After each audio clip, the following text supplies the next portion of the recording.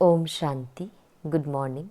26 दिसंबर 2024 की मुरली का सार है, मीठे बच्चे, तुम अभी पढ़ाई पढ़ रहे हो। यह पढ़ाई है पतित से पावन बनने की। तुम्हें यह पढ़ना और पढ़ाना है। मीठे बच्चे, तुम अभी पढ़ाई पढ़ रहे हो। यह पढ़ाई है पतित से पावन बनने की। तुम्हें यह पढ़ना और पढ़ाना है।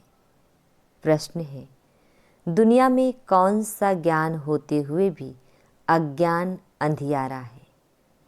दुनिया में कौन सा ज्ञान होते हुए भी अज्ञान अंधियारा है? उत्तर है माया का ज्ञान, जिससे विनाश होता है। मौन तक जाते हैं, यह ज्ञान बहुत है। लेकिन नई दुनिया और पुरानी दुनिया का ज्ञान किसी के पास नहीं है। सब अज्ञान अंधियारे में है। सभी ज्ञान नेत्र से अंधे हैं। तुम्हें अभी ज्ञान का तीसरा नेत्र मिलता है। तुम नॉलेजफुल बनते जाते हो। उन्हों की ब्रेन में विनाश के ख्यालात हैं। तुम्हारी बुद्धि में स्थापना के ख्यालात हैं। ओम शांति। डिटेल है, बाप इस शरीर द्वारा समझाते हैं। इनको जीव कहा जाता है। इनमें आत्मा भी है और मैं भी इसमें आकर बैठता हूँ। यह तो पहले पहले पक्का होना चाहिए। इनको दादा कहा जाता है। यह निश्चय बच्चों को बहुत पक्का होना चाहिए। इस निश्चय में ही रमण करना है। बरोबर बाबा ने जिसमें पधरामणि की है, वह बाप खुद कहते हैं, मैं इनके बहुत जन्मों के अंत में आता हूँ। बच्चों को समझाया गया है, यह है सर्वशास्त्र शिरोमणि गीता का ज्ञान। श्रीमत अर्थात श्रेष्ठ मत। श्रेष्ठ ते श्रेष्ठ मत है एक भगवान की, जिसकी ही श्रेष्ठ मत से तुम देवता बनते हो। बाप खुद कहते हैं, मैं आता ही तब हूं जब तुम भ्रष्ट मत पर पतित बन जाते हो। मनुष्य से देवता बनने का अर्थ भी समझना है। विकारी मनुष्य से निर्विकारी देवता बनाने बाप आते हैं। सतयुग में मनुष्य ही रहते हैं, परंतु दैवी गुण वाले। अभी कलयुग में है सभी आसुरी गुण वाले। है सारी मनुष्य सृष्टि, परंतु यह है ईश्वरीय बुद्धि और वह है आसुरी बुद्धि। यहाँ है ज्ञान, वहाँ है भक्ति। ज्ञान और भक्ति अलग अलग है। भक्ति के पुस्तक कितने ढेर के ढेर है। ज्ञान का पुस्तक एक है। एक ज्ञान सागर की पुस्तक एक ही होना चाहिए। जो भी धर्म स्थापन करते हैं, उनका पुस्तक भी एक ही होता है, जिसको रिलीजियस बुक कहा जाता है। पहली पहली रिलीजियस बुक है गीता। पहला पहला आदि सनातन देवी देवता धर्म है, न कि हिंदू धर्म। मनुष्य समझते हैं गीता से हिंदू धर्म स्थापन हुआ। गीता का ज्ञान श्री कृष्ण ने दिया। कब दिया? परंपरा से। कोई शास्त्र में शिव भगवान वास तो है नहीं। तुम अभी समझते हो इस गीता ज्ञान द्वारा ही मनुष्य से देवता बने हैं, जो बाप अभी हमें दे रहे हैं। इसको ही भारत का प्राचीन राज्य कहा जाता है। जिस गीता में ही काम महाशत्रु लिखा हुआ है, इस शत्रु ने ही तुम्हें हार खिलाई है। बाप इस पर ही जीत पहनाकर जगत जीत विश्व का मालिक बनाते हैं। बेहद का बाप बैठ इन द्वारा तुमको पढ़ाते हैं। वह है सभी आत्माओं का बाप, या फिर है सभी मनुष्य आत्माओं का बेहद का बाप। नाम ही है प्रजापिता ब्रह्मा। तुम किससे पूछ सकते हो कि ब्रह्मा के बाप का नाम क्या है? तो मूंझ पड़ेंगे। ब्रह्मा, विष्णु, शंकर, इन तीनों का बाप कोई होगा ना? ब्रह्मा, विष्णु, शंकर सूक्ष्म वतन में देवताएं हैं। उनके ऊपर है शिव। बच्चे जानते हैं, शिव बाबा के जो बच्चे आत्माएं हैं, उन्होंने शरीर धारण किया है। वह तो सदैव निराकार परम पिता परमात्मा है। आत्मा ही शरीर द्वारा कहती है परम पिता। कितनी सहज बात है।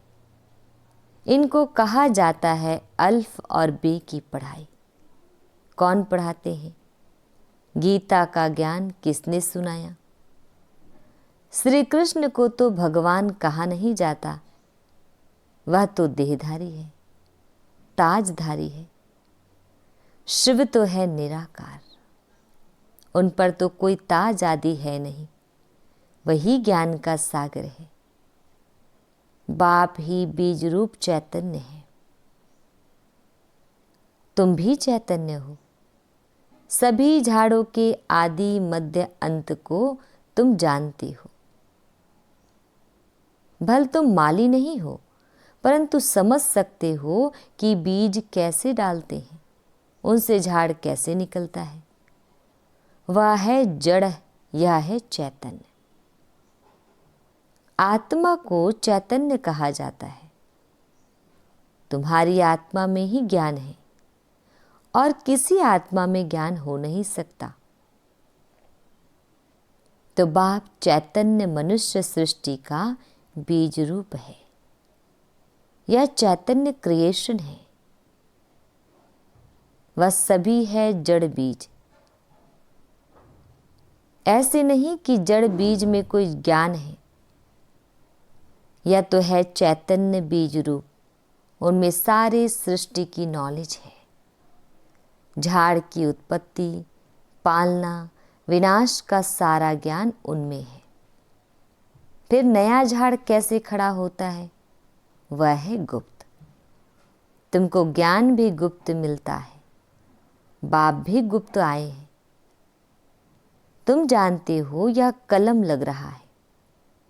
अभी तो सभी पतीत बन गए हैं।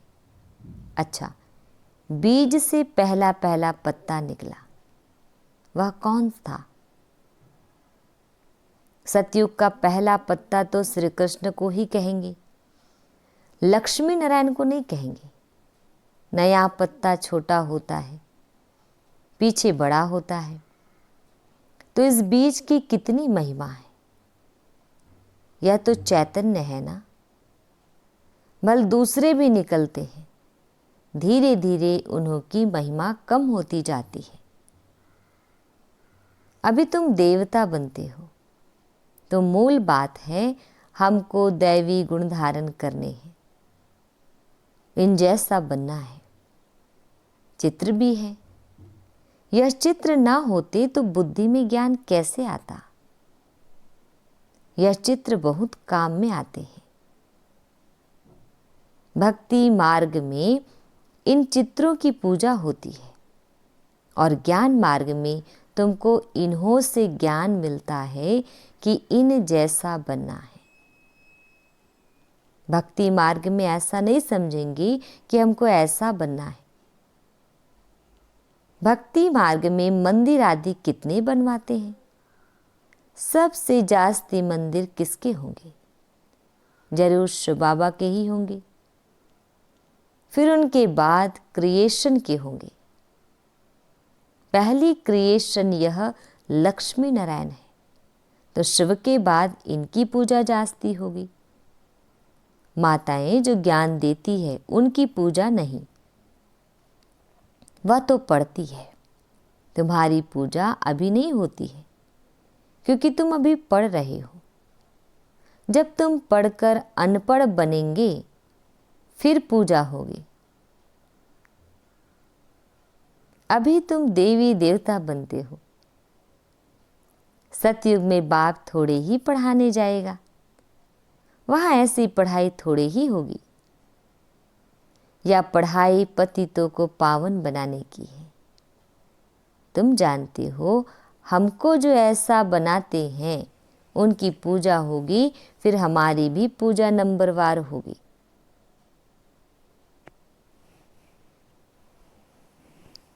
फिर गिरते गिरते 5 तत्वों की भी पूजा करने लग पड़ते हैं। 5 तत्वों की पूजा माना पतित शरीर की पूजा। यह बुद्धि में ज्ञान है कि लक्ष्मी नारायण का सारे सृष्टि पर राज्य था। इन देवी देवताओं ने राज्य कैसे और कब पाया, यह किसको पता नहीं है। लाखों वर्ष कह देते हैं। लाखों वर्ष की बात तो किसकी बुद्धि में बैठ ना सकी, इसीलिए कह देते यह परंपरा से चला आता है। अभी तुम जानते हो देवी देवता धर्म वाले और धर्मों में कन्वर्ट हो गए हैं। जो भारत में हैं वह अपने को हिंदू कह देते हैं क्योंकि पतित होने कारण देवी देवता कहना शोभता नहीं। परंतु मनुष्यों में ज्ञान कहाँ। देवी देवताओं से भी ऊंचा टाइटल अपने पर रखवाते हैं। पावन देवी देवताओं की पूजा करते माथा झुकाते हैं, परंतु अपने को पतित समझते थोड़े ही हैं। भारत में खास कन्याओं को कितना नमन करते हैं, कुमारों को इतना नहीं करते। मेल से ज़्यादा फीमेल को नमन करते हैं क्योंकि इस समय ज्ञान अमृत पहले इन माताओं को मिलता है। बाप इनमें प्रवेश करते हैं। यह भी समझते हो यह ब्रह्मा बाबा ज्ञान की बड़ी नदी है। ज्ञान नदी भी है, फिर पुरुष भी है। ब्रह्मा पुत्रा नदी सबसे बड़ी है जो कलकत्ता तरफ सागर में जाकर मिलती है। मेला भी वहाँ ही लगता है, परंतु उन्हें यह पता नहीं कि यह आत्माओं और परमात्मा का मेला है। वह तो पानी की नदी है जिसका नाम ब्रह्मपुत्रा रखा है। वह तो ब्रह्म को ईश्वर कह देते हैं, इसलिए ब्रह्मपुत्र को पावन समझते हैं। पतित पावन वास्तव में गंगा को नहीं कहा जाता है। यहाँ सागर और ब्रह्मा नदी का मेल है। बाप कहते हैं यह फीमेल तो नहीं है जिस द्वारा एडॉप्शन होती है। यह बहुत गुह्य समझने की बातें हैं जो फिर प्रायः लोप हो जानी है। फिर बाद में मनुष्य इस आधार पर शास्त्र आदि बनाते हैं। पहले हाथ के लिखे हुए शास्त्र थे, बाद में बड़ी बड़ी मोटी किताबें छपवाई है। संस्कृत में श्लोक आदि थे नहीं। यह तो बिल्कुल सहज बात है। मैं इन द्वारा राजयोग सिखलाता हूँ, फिर यह दुनिया ही खलास हो जाएगी। शास्त्र आदि कुछ भी नहीं रहेंगी। फिर भक्ति मार्ग में यह शास्त्र आदि बनेंगे। मनुष्य समझते हैं यह शास्त्र आदि परंपरा से चले आए हैं। इसको कहा जाता है अज्ञान अंधियारा। अभी तुम बच्चों को बाप पढ़ाते हैं जिससे तुम सोझरे में आए हो। सतयुग में है पवित्र प्रवृत्ति मार्ग, कलयुग में सभी अपवित्र प्रवृत्ति वाले हैं। यह भी ड्रामा है। बाद में है निवृत्ति मार्ग जिसको संन्यास धर्म कहते हैं। जंगल में जाकर रहते हैं वह है हद का संन्यास। रहते तो इस पुरानी दुनिया में है, अभी तुम जाते हो नई दुनिया में। तुम्हें तो बाप से ज्ञान का तीसरा नेत्र मिला है, तो तुम कितने नॉलेजफुल बनते हो। इससे जास्ती नॉलेज होती ही नहीं। वह तो है माया की नॉलेज, जिससे विनाश होता है। वो लोग मून अर्थात चांद पर जाकर खोज करते हैं। तुम्हारे लिए कोई नई बात नहीं। यह सभी माया का पांप है। बहुत शो करते हैं, अति डीपनेस में जाते हैं कि कुछ कमाल करके दिखाएं। बहुत कमाल करने से फिर नुकसान हो जाता है। उन्हों के ब्रेन में विनाश के ही ख्यालात आते हैं। क्या क्या बनाते रहते हैं। बनाने वाले जानते हैं इससे ही विनाश होगा। ट्रायल भी करते रहते हैं। कहते भी हैं 2 बिल्ले लड़े, माखन तीसरा खा गया।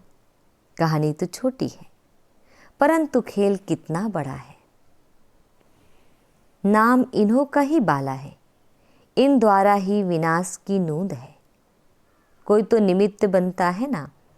क्रिश्चियन लोग समझते हैं पैराडाइज था, पर हम नहीं थे। इस्लामी बौद्धी भी नहीं थे।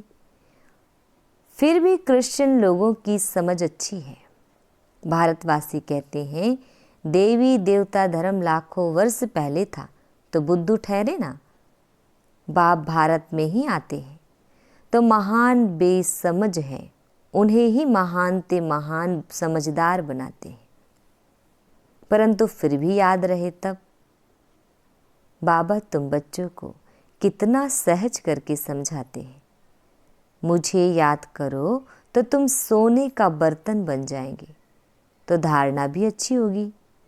याद की यात्रा से ही पाप कटेंगे।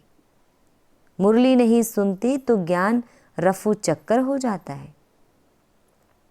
बाप तो रहमदिल होने के नाते उठने की ही युक्ति बतलाते हैं। अंत तक भी सिखलाते ही रहेंगे। अच्छा, आज भोग है, भोग लगाकर जल्दी वापस आ जाना है। बाकी वैकुंठ में जाकर देवी देवताओं आदि का साक्षात्कार करना यह सब फालतू है। इसमें बहुत महीन बुद्धि चाहिए। बाप इस रथ द्वारा कहते हैं मुझे याद करो, मैं ही पतित पावन तुम्हारा बाप हूँ। तुम ही से खाऊं, तुम ही से बैठूं। यह यहाँ के लिए है, ऊपर में कैसे होगा। अच्छा, मीठे मीठे शिकिल दे बच्चों प्रति माता पिता बाप दादा का याद प्यार और गुड मॉर्निंग। रूहानी बाप की रूहानी बच्चों को नमस्ते। हम रूहानी बच्चों की रूहानी माता पिता बाप दादाजी को याद प्यार गुड मॉर्निंग और नमस्ते। शुक्रिया मीठे प्यारे बाबा, आपका लाख लाख शुक्रिया। धारणा के लिए मुख्य सार है। फर्स्ट पॉइंट है बाप इस दादा में प्रवेश हो। हमें मनुष्य से देवता अर्थात विकारी से निर्विकारी बनाने के लिए गीता का ज्ञान सुना रहे हैं। इसी निश्चय से रमण करना है। श्रीमत पर चलकर श्रेष्ठ गुणवान बनना है। सेकंड पॉइंट है याद की यात्रा से बुद्धि को सोने का बर्तन बनाना है। ज्ञान बुद्धि में सदा बना रहे, उसके लिए मुरली जरूर पढ़नी व सुननी है। वरदान, अपने पोजीशन की स्मृति द्वारा माया पर विजय प्राप्त करने वाले निरंतर योगी भव। अपने पोजीशन की स्मृति द्वारा माया पर विजय प्राप्त करने वाले निरंतर योगी भव। डिटेल है, जैसे स्थूल पोजीशन वाले अपनी पोजीशन को कभी भूलते नहीं, ऐसे आपका पोजीशन है मास्टर सर्वशक्तिमान। इसे सदा स्मृति में रखो और रोज अमृत वेले इस स्मृति को इमर्ज करो, तो निरंतर योगी बन जाएंगे और सारा दिन उसका सहयोग मिलता रहेगा। फिर मास्टर सर्वशक्तिमान के आगे माया आ नहीं सकती। जब आप अपनी स्मृति की ऊंची स्टेज पर रहेंगे तो माया चींटी को जीतना सहज हो जाएगा। स्लोगन: आत्मा रूपी पुरुष को श्रेष्ठ बनाने वाले ही सच्चे पुरुषार्थी हैं। आत्मा रूपी पुरुष को श्रेष्ठ बनाने वाले ही सच्चे पुरुषार्थी हैं। ओम शांति।